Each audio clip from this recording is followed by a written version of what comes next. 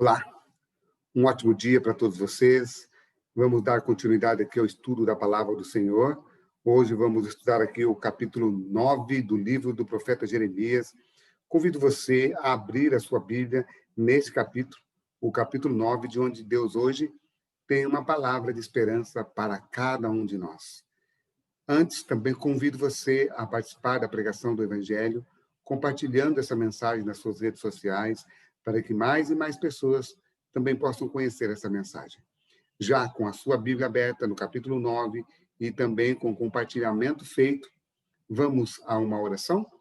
Curve a sua fronte onde você está e vamos falar com Deus.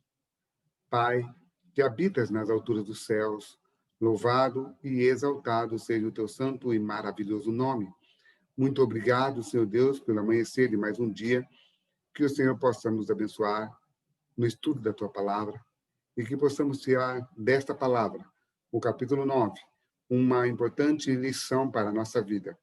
Fica conosco, perdoe os nossos pecados, em nome de Jesus. Amém. Capítulo 9 do livro do profeta Jeremias, o título é Ameaças de Ruína e Exílio. Bom, ontem, no capítulo 8, nós estudamos já algumas coisas referente à dor do profeta por causa da ruína do seu povo. Jeremias, ele é um profeta, queridos, que ele não só profetiza, mas quando ele vê em visões todas as coisas ruins que vão acontecer com o seu povo, Jeremias sofre. Por que Jeremias sofre tanto, queridos? Porque Jeremias, ele faz parte desse povo e ele sabe que esse povo é o seu povo, é a sua nação, é o povo de quem ele faz parte. Por isso Jeremias sofre tanto. Então, o profeta, o pregador da palavra do Senhor, quando ele prega, ele não pode só dar a mensagem para os outros, mas ele também tem que se compadecer dos seus compatriotas, ele também tem que sentir a dor daquele que está sofrendo, porque não basta eu dizer para alguém parar de fumar, eu tenho que saber ou sentir a dor dessa pessoa, a angústia que essa pessoa sofre, quando ela quer parar e não consegue parar. Então, Jeremias, ele sente a dor do que os remanescentes, os filhos de Deus, aquele que é fiel, vai passar por causa desse exílio, por causa dessa destruição.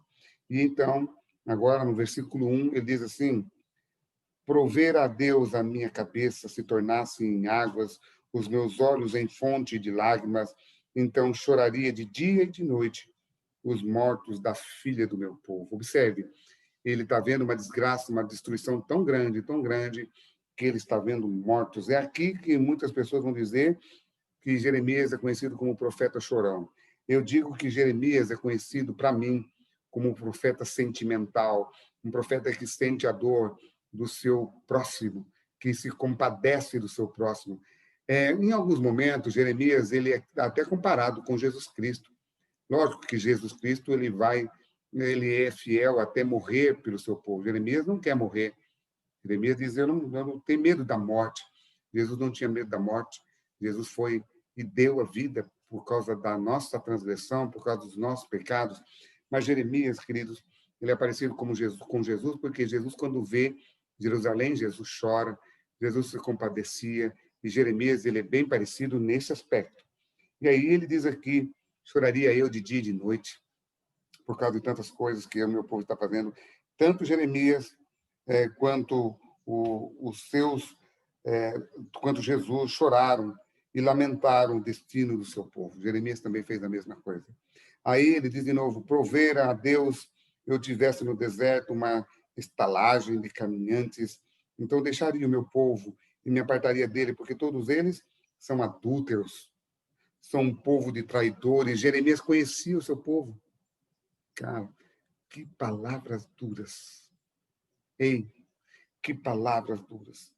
São adúlteros, são um bando de traidores. Que palavras duras Jeremias fala do seu próprio povo. Ele diz mais: curvam a língua como se fosse o seu arco para mentira. Olha, eles são adúlteros, são traidores, são linguarudos, são línguas soltas, são mentirosos, fortalece-se na terra, mas não para a verdade, não conhecem o Senhor. Não me conhece, diz o Senhor, no versículo 3. Aí ele diz, guardai-vos cada um do amigo de irmão, nenhum vos fiéis, porque todo irmão não faz mais do que enganar, e todo amigo anda caluniando. Gente, esse povo, diante do que o Jeremias está falando, do seu próprio povo era como se pessoas que davam nojo deles, pessoas nojentas, mentirosas, adúlteras, pessoas de toda espécie. Esse era o povo de Deus da época. Vocês acham que eles foram parar no exílio por quê? O exílio, queridos, não foi só um local onde Deus queria destruir. O exílio era um local onde Deus também queria restaurar. Olha só o que diz aqui o verso 7. Ameaça de ruína de exílio. Portanto, assim diz o Senhor dos Exércitos. Eis que eu os acrisolarei. Sabe o que significa a palavra acrisolar? A palavra acrisolar significa examinar. Examinar para quê?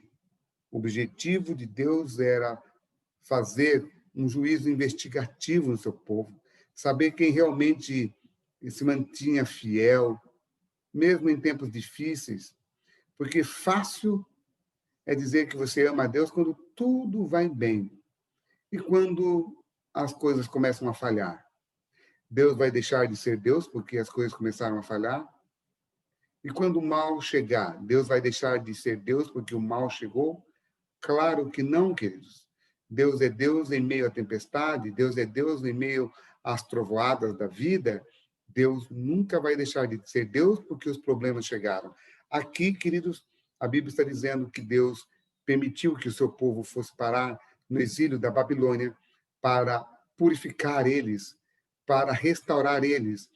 Queridos, muitas vezes o mal que acontece na nossa vida não é para destruição, e sim para purificação.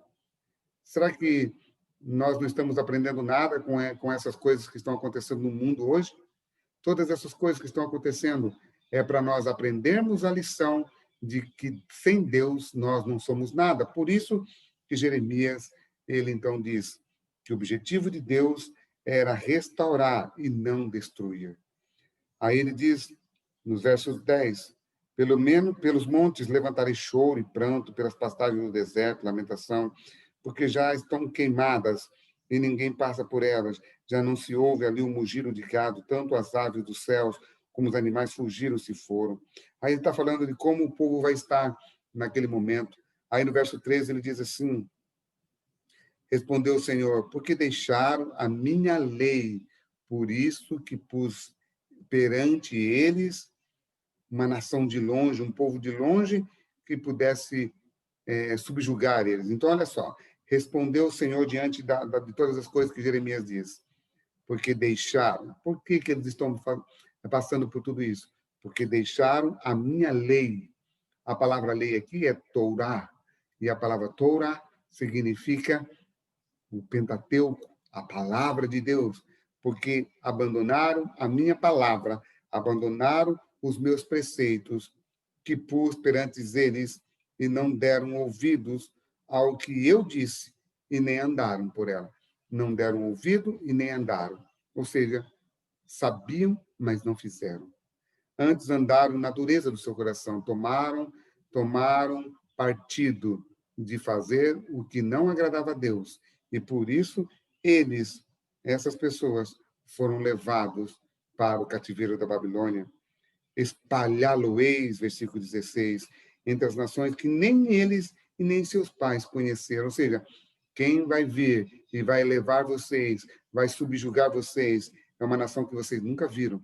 E enviarei a espada após eles, até que eu venha a consumi-los. Ou seja, falando não do povo, mas falando daqueles que subjugariam o povo de Israel, até eles depois sofreriam. Aí, versículo 19, aqui na parte de baixo, diz, porque deixamos a terra e eles transtornaram as nossas moradas. Agora o versículo 21, porque a morte subiu pelas nossas janelas, entrou em nossos palácios, exterminou das ruas as crianças e os jovens das praças. Fala, assim diz o Senhor, os cadáveres dos homens jazerão como esterco sobre o campo e cairão como gazelas atrás do segador.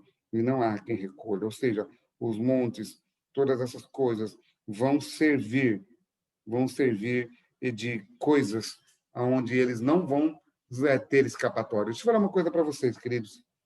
A Bíblia é tão clara aqui em dizer para mim, para você, o porquê que esse povo está sofrendo, por que esse povo vão parar lá na Babilônia. Vão parar lá porque era necessário. Se eles não fossem parar lá no exílio, o diabo, Satanás, teria destruído para sempre a nação do povo de Deus. Então, Deus permite para restituir, para restaurar o seu povo. Agora, olha só, conhecer a Deus constitui a glória do homem. O que nós precisamos fazer? Conhecer a Deus. Versículo 23 diz assim, diz o Senhor, não se glorie o sábio na sua sabedoria, nem o forte na sua força, nem o fraco nas suas riquezas, mas antes, o que se gloriar, glorifique nisto, em me conhecer e saber que eu sou o Senhor e faço misericórdia, juízo e justiça na terra, porque dessas coisas me agrado, diz o Senhor.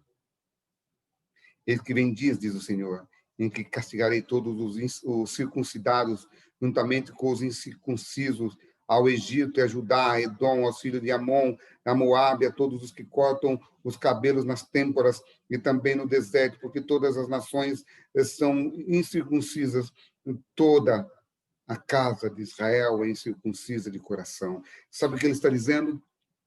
Sabe onde é que consiste a salvação?